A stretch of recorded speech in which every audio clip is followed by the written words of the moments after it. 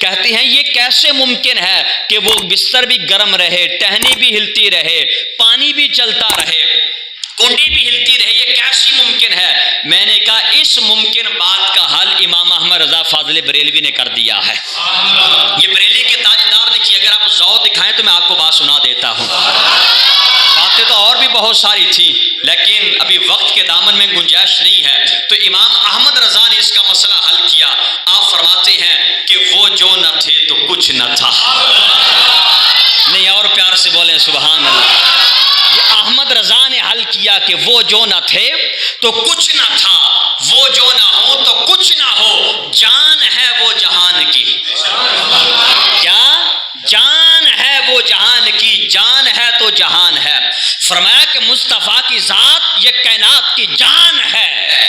فرمایا کہ جب انسانی جسم سے جان نکل جاتی ہے تو اس کا جسم مردہ ہو جاتا ہے۔ تو امام احمد رضا نے جو عشق کی مثال دی ہے، فرماتے ہیں کہ جان ہے وہ جہان کی۔ فرمایا کہ حضور کائنات کی جان ہے، حضور کائنات کی روح ہے۔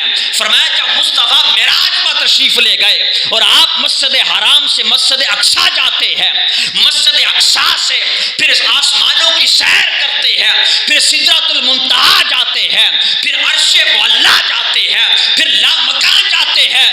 فرمایا جب سدرۃ المنتہا کو کراس کرتے ہیں، کائنات کی جان نکل جاتی ہے، جہاں پر کائنات ہوتی ہے وہیں پر رک جاتی ہے۔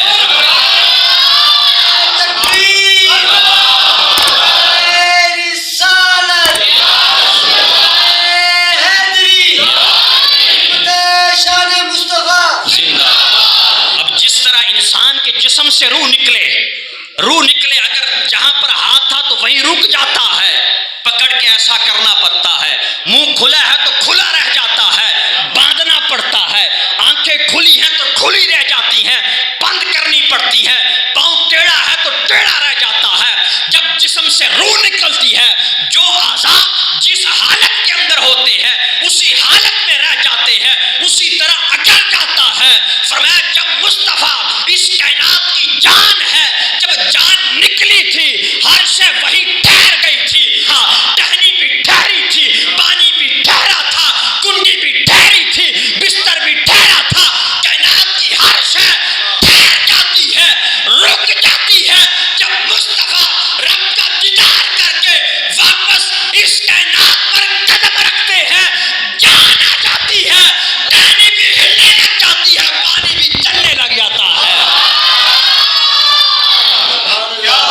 فرمایا کائنات میں جب جان آ جاتی ہے، جب جان نکلی تھی ہر شے رک جاتی ہے، وہی کھڑی ہو جاتی ہے۔